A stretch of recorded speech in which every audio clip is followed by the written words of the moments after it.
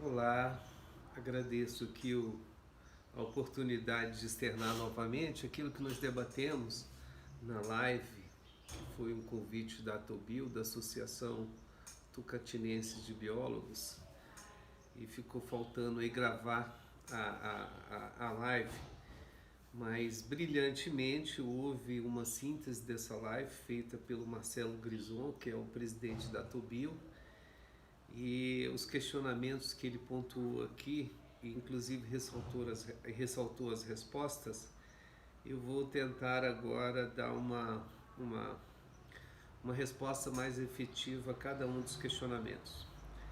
Então, a primeira pergunta aqui foi sobre se a área de análises clínicas é um mercado promissor. A resposta é sim, né? Eu afirmo isso categoricamente, porque a área de saúde em si, ela é um nicho de mercado bastante consolidado, ou seja, é uma área do mercado cujo a variação, ela não a variação assim entre é, altos índices de desemprego e elevados índices de desemprego não varia muito. A média é sempre estática, né? Essa média é sempre estática, porque o serviço de saúde é um serviço de utilidade pública muito demandado pela população. Isso logo remete você a entender que essas coisas que são muito demandadas pela população, elas são sim o que nós podemos chamar de mercado promissor. Então, é sim, é um mercado muito promissor e dependendo da área, do setor onde você atua, ou seja, do estado que você está, essa área pode ser mais promissora ainda, tá? Por causa de acordo com a renda per capita da população, de acordo com o nível de atendimento das unidades básicas de saúde e etc, etc. Bom, mas enfim, a resposta é categórica, é sim uma área, a análises clínicas, ela está incluído nessa área. Então, análises clínicas é um mercado promissor, sim, para o profissional biólogo, sem dúvida nenhuma. Vocês podem se conscientizar disso, que vocês têm sobrecarga de conhecimento que podem ser utilizadas de forma muito positiva dentro do mercado de análises clínicas. Até porque vocês têm um contexto genérico, de generalismo que dá uma base muito sólida de conhecimentos de biologia celular, de microbiologia, de parasitologia. O que falta aí um pouquinho é da clínica hematológica, mas isso aí você consegue agregar muito facilmente num conhecimento empírico, tá? Se envolvendo mais no conhecimento empírico. A outra pergunta do nosso amigo foi sobre: temos condições de disputar o mercado com as demais profissões que fazem sobreposição de área de conhecimento? A minha resposta é categórica: sim, temos, e temos até uma certa vantagem se nós formos pensar em conhecimento, tá? Por que eu falo certa vantagem? Porque nós temos uma visão de cientista, nós temos uma visão mais crítica do ponto de vista daquilo que nós executamos. Então nós entramos num rol de profissionais que são mais analíticos, né? E isso é muito bom para o cenário de análises clínicas. O que dá, o que eu posso chamar, dá um know-how em relação às demais profissões, tá? Eu vivo isso e posso falar. Por que isso acontece? Por causa desse olhar mais científico que nós temos. A gente nem tudo executa sem se perguntar o porquê que a gente está executando. Então, isso é uma pergunta muito eminente na nossa vida profissional e na nossa profissão de biólogo. É sempre se perguntar o porquê. E essas perguntas nem sempre são feitas pelos demais profissionais. Eu acho que isso é um fator muito agregador, é um fator muito positivo para nós biólogos continuarmos, né, galgando e ocupando esses espaços. O empregador, ainda fazendo uma correlação a essa pergunta, o empregador, ele quer uma pessoa que dê uma resposta e uma satisfação e que faz com que o laboratório ele tenha, obviamente, a conquista da credibilidade. Isso nós temos muita capacidade de fazer, é gerar credibilidade para o laboratório. Como eu ressaltei anteriormente, essas questões de nós fazermos perguntas, mesmo naquelas coisas mais básicas executivas, a gente está sempre se questionando, a gente simplesmente não faz, a gente quer saber o porquê que a gente faz, além de fazer. Isso é um fator muito positivo para a área de análises clínicas e para a disputa com as demais profissões, ok?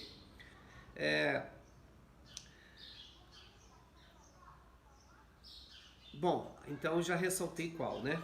A terceira pergunta, o questionamento aqui da Tobil, né, da live que nós fizemos, foi qual seria a melhor forma de ingressar no mercado de trabalho na área de análise clínica ou na própria área da saúde? Conhecimento empírico, gente. Ou seja, a questão de você ter um norte daquilo que você vai fazer, daquilo que você vai se apropriar, daquilo que você vai utilizar o seu conhecimento para ampliar ou para dispor serviços, a melhor forma de você começar o aprendizado é empiricamente. Então, eu ressalto afirmando que nessa questão, a melhor coisa é fazer um estágio. As pessoas tendem a fazer o contrário. Primeiro elas vão se ultra mega power, se especializar com pós-graduação, lato sensu, stricto sensu, etc. Esse nem sempre é o caminho para entrar no mercado de trabalho. O mercado de trabalho, ele exige conhecimento tácito daquilo que você vai realizar.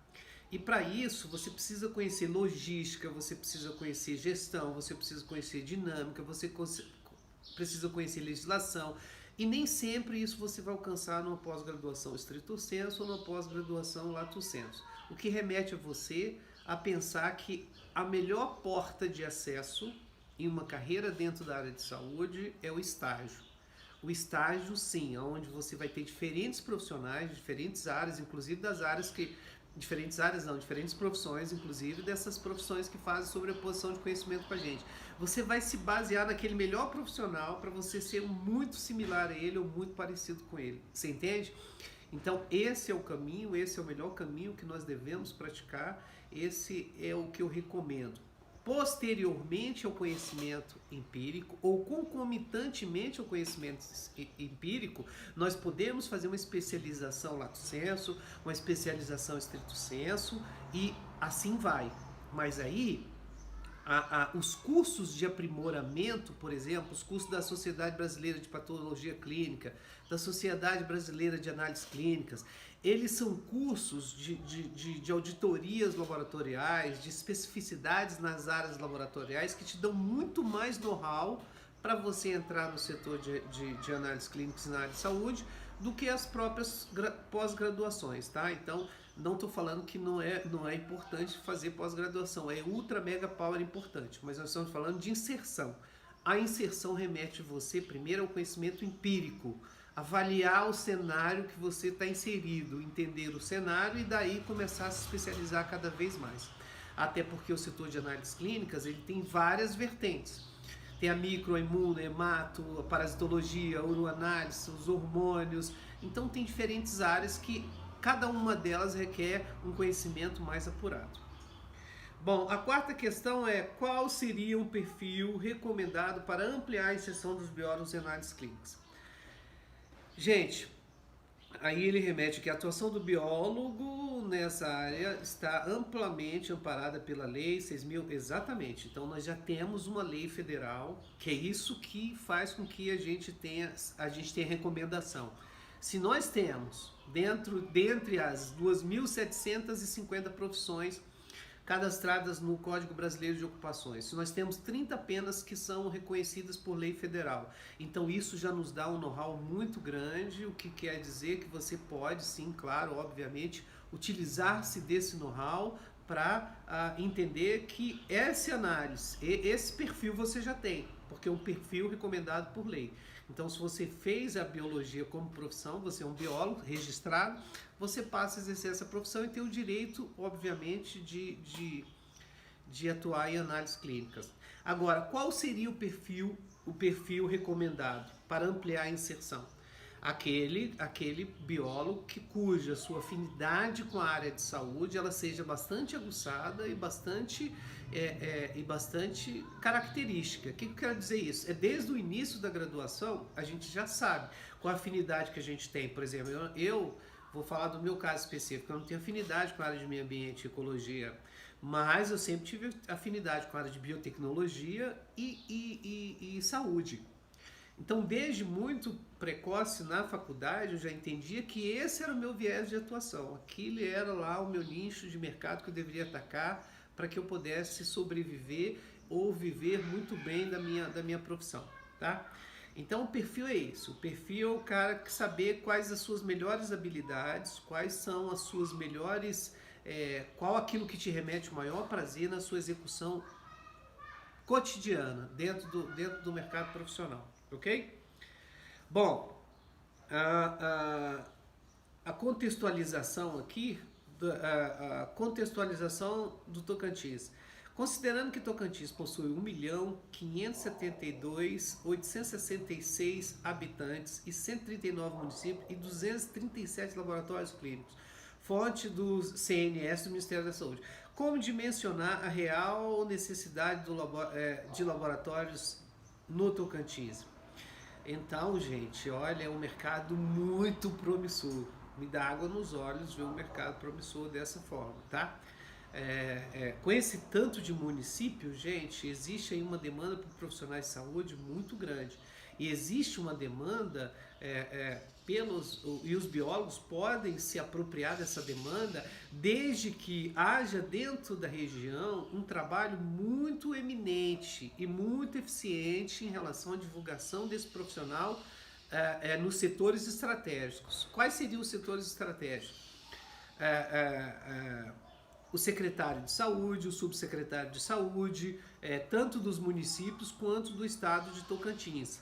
As principais redes privadas, então vocês têm que contactar esses gestores para divulgar a nossa área de atuação. Porque nós esbarramos numa coisa que é muito particular da nossa profissão, que é a falta de fomento. As pessoas não sabem, na verdade, o que o biólogo faz, né? Eles têm dúvida, porque realmente nós não fomos projetados para fazer um trabalho fim. Nós fomos projetados para entender o máximo das coisas e daí conseguirmos ter uma compreensão muito mais apurada de tudo que nós nos envolvemos.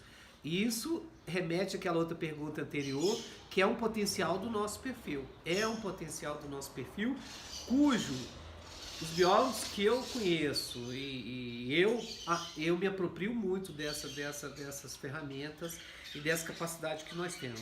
Então, esse mercado, com esse tanto de município, é um mercado muito promissor, mas nós precisamos aumentar o fomento, né? Precisamos aí de um trabalho mais acentuado do Conselho Regional da região, o Conselho Regional de Biologia, 4, no caso, né? Da Associação Tocantinense de Biólogos, a TOBIO, e nós precisaríamos também de um trabalho do sindicato fomentando isso. Mas eu creio que essas duas instituições, conselho e associação, eles já consigam fomentar bem. Agora, basta ter uma estratégia mais direcionada para fomentar a profissão. Para quem que a gente poderia fomentar essa profissão? Poderíamos fomentar essa profissão para aqueles que norteiam a área de saúde dentro da região, que são os secretários de saúde, os subsecretários, os principais empresários do ramo laboratorial, e assim a gente vai ampliar o mercado de absorção dos biólogos dentro dessa área. Somente assim, tá, gente? Ninguém sabe o que mudo quer, né? Então, aquele ditado antigo que nos remete à reflexão, quem não é visto não é lembrado. É mais ou menos isso que acontece. Quando eu falo isso, eu falo em proporcionalidade. Então, nós temos, por exemplo, para cada um biólogo registrado, nós temos 15 farmacêuticos e nós temos 10 biomédicos. Entenderam isso? Então, tudo em relação a isso é proporcional. Então, eles conhecem mais porque tem mais gente. Então, eles conhecem mais biomédico atuando nessa área porque tem mais biomédico. No populacional proporcional. Eles conhecem mais farmacêuticos porque tem mais farmacêuticos populacionalmente participando dessa área, certo? Como, por exemplo, muitas áreas não sabe que tem médico patologista que são os responsáveis, também podem ser responsáveis por laboratórios clínicos, porque os médicos, eles muito pouco se interessam por essa área. Bom, a sexta questão aqui existem situações em que os editais de concurso para análise clínica não dispõem de vagas para biólogo. Como proceder? Primeiramente, refutar o que o edital está falando. O edital não passa de um edital desinformado, um edital sem embasamento legal. Então a primeira coisa é você contestar impugnando esse edital. Então mandar uma carta lá ou para o conselho ou a própria associação, ela já pode fazer imediatamente a impugnação desse edital, alencando na sua impugnação a Constituição, o artigo 5º da Constituição e a resolução do Conselho Federal, a 227, e a nossa lei suprema, que é a 6684, que ampara a resolução 227, ok? Então, está respondida essa pergunta. Isso aí, gente, não depende muito do conselho, do sindicato, da associação. Geralmente, essas instituições, elas estão mais organizadas para fazerem esse tipo de procedimento. Mas isso você pode fazer com base nos que eu estou te falando, individualmente. Você pode impugnar o concurso, porque é um direito de todo cidadão. Você pode impugnar com base no artigo 5º da Constituição, com base na sua lei, que é a 6684/79, e com base na resolução 227 de 2010, ok? Mas isso eu acho que é uma obrigação das instituições. Remeto essas obrigações ao Conselho Regional de Biologia da 4ª Região, remeto essa responsabilidade à Associação Tocantinense de Biólogos para fazer essa cobertura de vocês dentro do estado. Bom, aí a questão 7. Quais são os cursos, especialização para complementação que visa atuar no setor de análises clínicas? Bom, vamos lá para essa pergunta. Quais são os cursos de especialização para complementação que visam atuar no setor de análise clínica? A SBPC, Sociedade Brasileira de Patologia Clínica, ela tem vários programas de auditorias laboratoriais. Isso enche os olhos dos empregadores, auditorias laboratoriais, controle de qualidade, gestão de qualidade. Tem que se apropriar desses cursos. Geralmente são cursos de plataformas online, são cursos que você paga taxa mensal de associado nessas associações, aonde posteriormente você pode tirar um certificado de especialização diretamente dessas agências de fomento, que é a Sociedade Brasileira de Patologia Clínica e a Sociedade Brasileira de Análises Clínicas. Esses são cursos muito bons para você fazer, auditoria, gestão de qualidade e a especialização em análise clínica, a especialização em microbiologia, especialização em imunematologia e hemoterapia, especialização em hematologia, tá? É uma área muito demandada, e a própria microbiologia também, que é uma área muito demandada, porque exige alta especificidade de conhecimento e que eu também sugiro como uma área a ser explorada, ok? Bom, o oitavo questionamento é: quem cursa licenciatura de Ciências Biológicas na modalidade AD pode atuar em análises clínicas?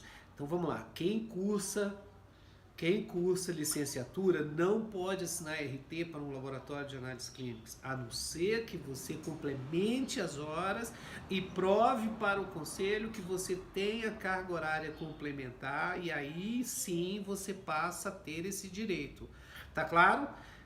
Agora, o EAD é uma questão que estava em debate e a maioria dos conselhos na área de saúde não estava aceitando, hipótese alguma, uma pessoa que faz um curso EAD ingressar na área de saúde.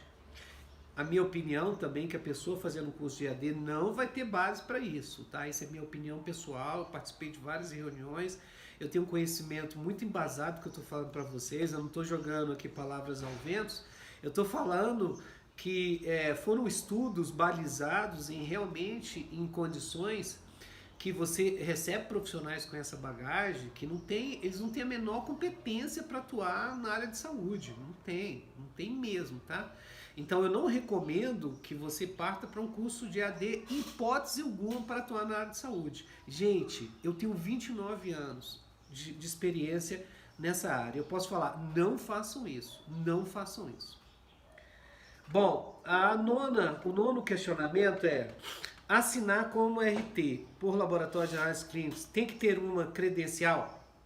Sim, claro que tem que ter. Para você ser um RT, você tem que ter conhecimento, você tem que ter horas Desculpe, você tem que ter horas de conhecimento empregados naquela dinâmica, naquela área de atuação para que você atenda a sociedade de forma adequada. Nesse sentido, faz-se necessário que você tenha o máximo de especializações, mas não só especializações lato sensu, stricto sensu, especializações das agências credenciadoras, que, por exemplo, as agências de fomento, né, que são as agências que qualificam os laboratórios em todo o Brasil. Essas agências de fomento, elas que são muito bem vistas pelos laboratórios, porque são elas que acompanham a regulamentação que sai da Anvisa, RDC 302, né? Então são elas que acompanham todas essas manifestações de aprimoramento, de qualificação, de qualifying das ISOs, né, que os laboratórios conseguem.